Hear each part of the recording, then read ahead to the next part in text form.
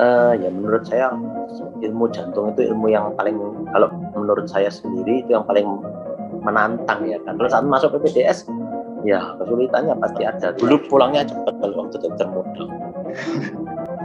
Berawal dari pulangnya cepat jadi memilih spesialis ya. Iya, ternyata waktu PPDS tidak bisa pulang cepat. Ini masuk jurusan.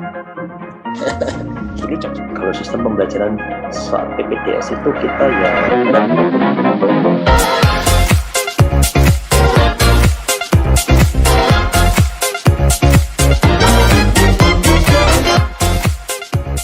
Pagi semuanya, saya Rasa Felis dengan Dr. Ricardo Adianugraha akan melakukan podcast mengenai sharing kehidupan PPDS.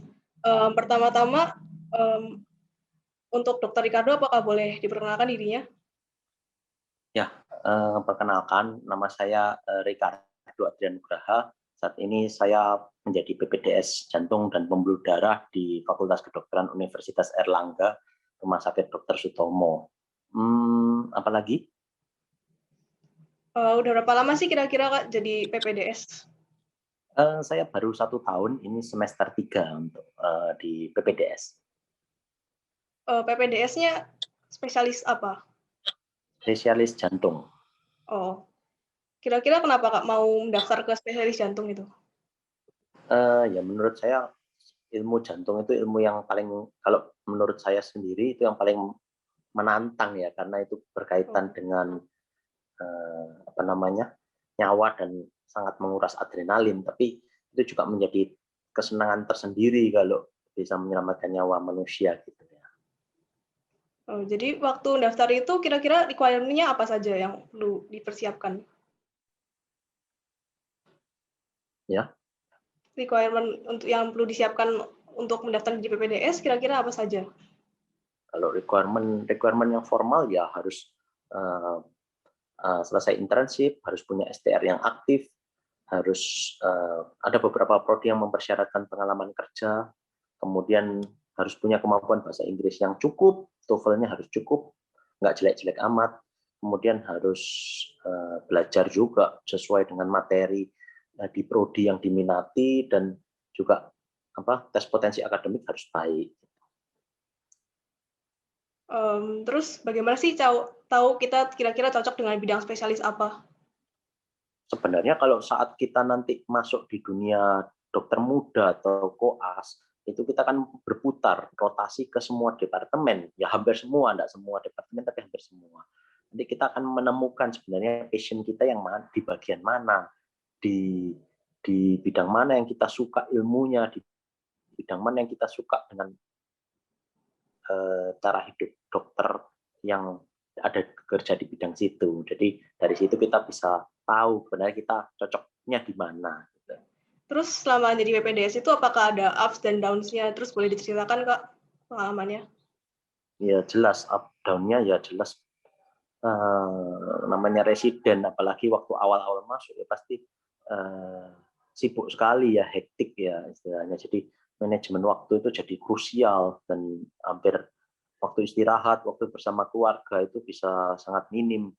Bahkan saya sendiri sampai tante saya sakit sampai meninggal pun nggak bisa ketemu di luar kota karena kondisi PPDS kan nggak memungkinkan gitu. Mungkin PPDS yang hidup di luar, yang kos, yang tinggal di apartemen, atau yang bukan rumahnya bukan di rumah sakit, dekat rumah sakitnya, itu mungkin akan menjalani hal seperti itu. Bisa 1 tahun, 2 tahun, 3 tahun tidak bertemu dengan keluarga. Gitu.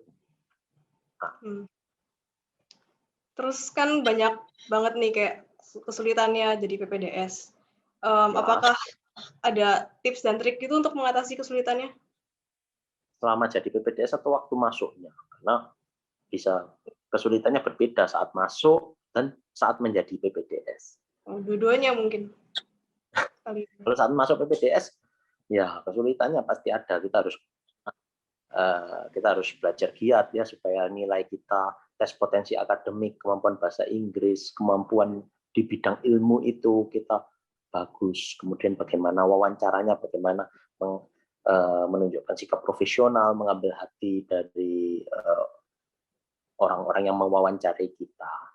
Kalau saat menjadi PPDS sebenarnya ya kita dituntut untuk yang paling sulit itu memang manajemen waktu. Kalau di tempat kami hampir waktu itu sangat tersita banyak untuk penelitian, untuk pelayanan aja sudah tersita cukup banyak, dan untuk pendidikan. Jadi kadang kita nggak sempat belajar sendiri, jadi justru untuk waktunya tersita. Nah itu kita harus membiasakan diri mulai sekarang untuk menyibukkan diri dengan hal-hal yang positif. Terus kan biasanya orang-orang kalau ambil S2 itu kan ada yang sambil kerja. Kalau dokter ambil PPDS itu bisa sambil kerja nggak kira-kira? Kalau PPDS-nya yang prodi mayor biasanya nggak bisa. Penyakit dalam, bedah, jantung pun demikian, jantung, saraf. Ada seperti di UNER itu mensyaratkan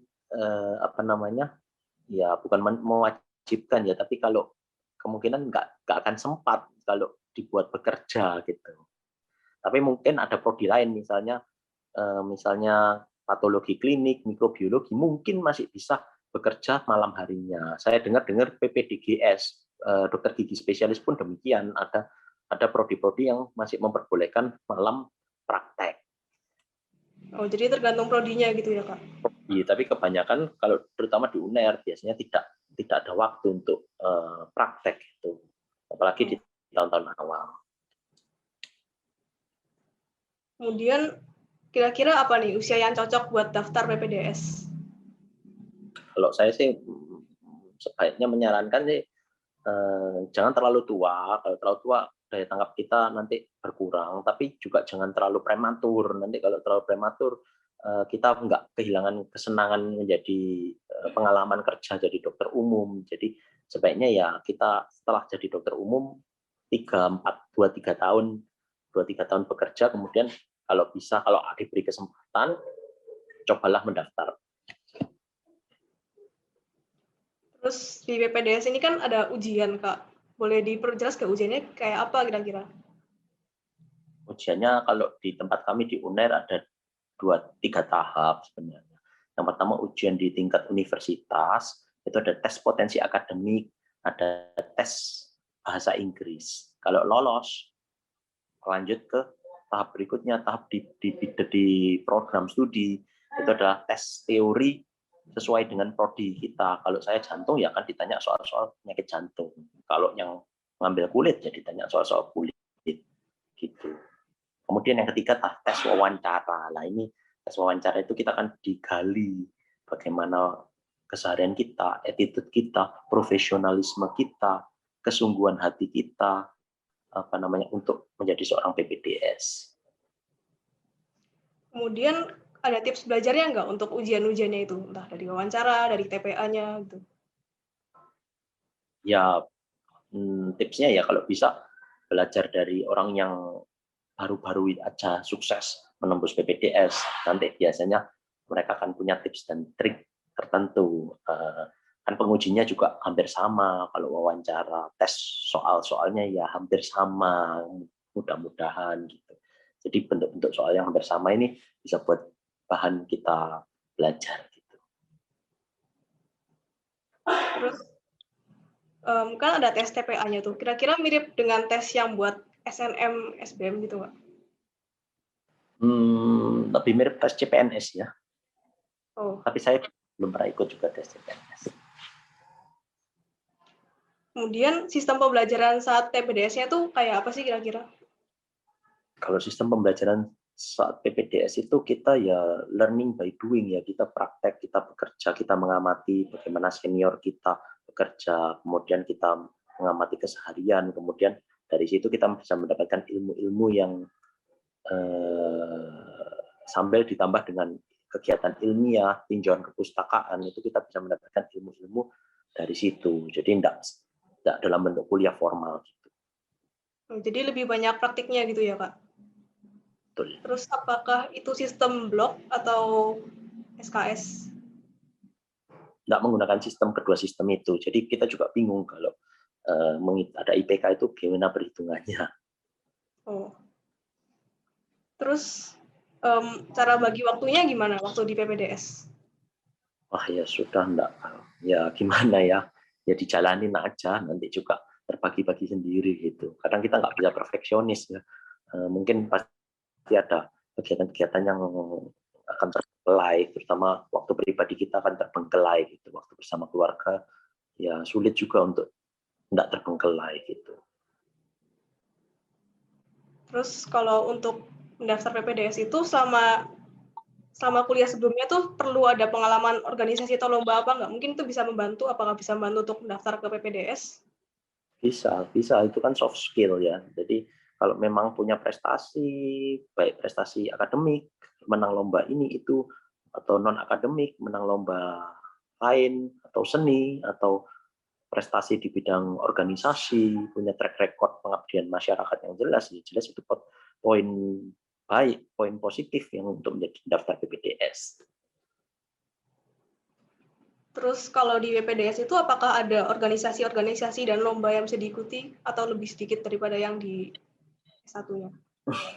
Ya, kalau ada dulu zaman sebelum pandemi ada kongres, ada simposium, biasanya ada lomba poster atau lomba oral presentation. Kalau di jantung ada kongres tiap tahun, kemudian di center-center mengadakan simposium yang ada lomba posternya, itu bisa. Tapi kalau sekarang karena zaman pandemi, saya rasa ya berkurang gitu. Tentu lombanya ya sesama PPDS dan lawan dokter umum juga saingannya. Kalau di AMSA kan sama mahasiswa ya, sama mahasiswa nanti. Jadi lebih, kalau di kami pesertanya lebih heterogen dari segi usia dan latar belakang. Terus Kak, kan Kakak ngambil PPDS jantung di UNAIR. Terus apakah pernah kepikiran ngambilnya di universitas lain nggak? Kayak belum sih, saya belum. Jadi belum. Ya, Cuma saya kepikiran belum. yang penting di UNAIR gitu, gimana? Iya, betul. Kan saya juga orang asli Surabaya, S1 saya juga di UNER, saya lebih mengenal situasi di sini. Jadi ya untuk apa harus jauh-jauh ke tempat lain gitu, beradaptasi dengan hal-hal baru gitu.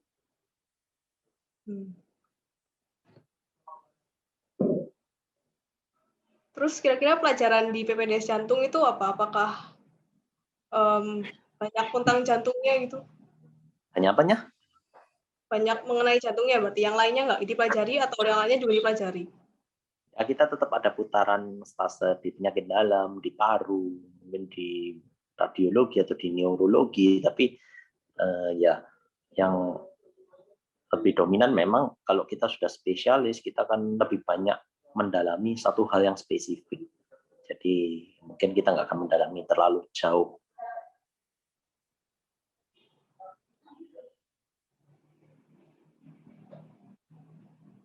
Terus apakah ada pelajaran-pelajaran yang susah gitu? Misalnya kan ada anatomi gitu mungkin yang susah. Atau gimana? Anatomi. Ya kalau di bidang jantung kan anatominya nggak banyak ya, cuma anatomi jantung. Dan kalau di bidang bedah mungkin lebih susah ya menghafal, apalagi ortopedi. Bilang apakah ada perbedaan antara bedah jantung dan spesialis jantung? Kenapa? Kalau spesialis bedah jantung dan jantung itu memangnya berbeda, Kak? Ya betul, berbeda. Kalau bedah jantung lebih mendalami teknik operasi, kalau kami lebih mendalami pengobatan non operasi atau minimal invasif, misalnya pasang ring gitu, atau ekokardiografi. Gitu. Kalau bedah jantung kan lebih ke operasi buka open heart ya, bypass dan lain-lain. Gitu. Terus kalau misalnya tadi kan Kakak sempat bilang soal yang patologi anatomi, patologi itu spesialisasi itu kira-kira kerjanya ngapain nanti kalau sudah lulus? Patologi anatomi, patologi klinik sekarang menjanjikan kerjanya adalah ya berkaitan dengan, kalau patologi klinik itu setahu saya laboratorium ya, bukan cuma bekerja dalam pemeriksaan laboratorium, tapi juga manajemen alat, manajemen reagen, manajemen macam-macam ya. Cuman saya nggak mendalami itu, jadi saya nggak bisa berkomentar lebih dalam. Tapi menurut saya sekarang setiap rumah sakit pasti membutuhkan itu. Terus kan kalau sudah lulus jadi dokter kan kita bisa memilih, atau jika kita mau melanjutkan ngambil PPDS atau ngambil S2? Menurut kakak apa kelebihan dan kekurangannya jika ambil PPDS dan kalau ngambil S2? Kalau dulu kan semua pasti PPDS, karena dulu klinisi jauh lebih makmur ya, lebih sejahtera. Tapi kalau sekarang mungkin dengan berkembangnya pemahaman pentingnya research, mungkin S2 juga, S2 S3 lebih sekarang juga sama menjanjikannya, tergantung passion kita. Jadi kalau S2 S3 dia akan lebih banyak berkutat di bidang pendidikan, akademik atau penelitian. Jadi bagaimana mengajar di depan mahasiswa, meneliti dan menemukan produk-produk teknologi terbaru. Ibaratnya dia adalah produsen ilmu pengetahuan. Kalau kami yang di PPDS, kita adalah konsumen ilmu pengetahuan. Kita baca guideline yang dihasilkan oleh S2, S3 dan peneliti, kita baca textbook yang dihasilkan S2, S3 peneliti, kemudian kita aplikasikan ke pasien gitu. Sama saja, tergantung kita lebih suka ketemu pasien atau kita lebih suka ketemu laboratorium atau mahasiswa gitu. Mungkin sekarang kita bisa main game dulu ya. Coba untuk gamenya akan saya serahkan pada Nizar. Baik dokter, di sini saya mau bantu Felis supaya tadi kan udah bahas mengenai bagaimana cara masuknya ke PPDS, terus apa aja yang dipelajari di spesialis jantung dan pembuluh ini, supaya agak cair ya pembahasannya. Saya di sini dari teman-teman juga mau ngasih games. Mini gamesnya ini namanya What's in Your Mind, Dok. Jadi nanti saya akan menyampaikan ke dokter satu kata, terus dokter menjawab dengan spontan gitu. Sudah siap, dokter? Contoh. Oke, contoh ya. Apa yang dokter pikirkan ketika mendengar kata preklinik? Mahasiswa. Oke, ya seperti itu, dokter. Gitu ya, oke. Langsung saya lanjut ya. Monggo. Oke, dokter. Menurut dokter, apa yang pertama kali dokter pikirkan ketika dengar ujian perbaikan atau UP isinya? Oh, happy. Tetap semangat ya. Tetap semangat. Terus lanjut ya, dok ya. Apa yang pertama kali dokter pikirkan ketika mendengar dokter muda? Capek. Oh, ngomong-ngomong tentang dokter muda, mungkin ada stase yang paling favorit bagi dokter waktu menjalaninya? Stase favorit saya apa ya? Stase jantung, makanya saya suka jantung. Soalnya cepat. Dulu pulangnya cepat kalau waktu dokter muda. Berawal dari pulangnya cepat jadi memilih spesialis ya. Iya, ternyata waktu PPDS nggak bisa pulang cepat. Ini masuk di rumah sakit. Dulu jam 10 pulang kalau dokter muda di jantung. Oke, dokter. Yang terakhir nih, apa yang pertama kali dokter pikirkan di benak dokter ketika mendengar kata residen? Capek juga. Capek. Di dunia kedokteran ini emang harus siap-siap capek ya, dok ya? Ya dong, harus memang begitulah adanya. Kasian kan. Iya, dok. Kalau tidak salah dengar itu saya pernah, tapi masih nggak tahu, makanya saya tanya. Di residen itu kan ada 3 tahap. Kalau bisa dijelasin satu-satu, monggo, dok. Kalau di ini ada namanya junior, madya, sama chief ya. Junior.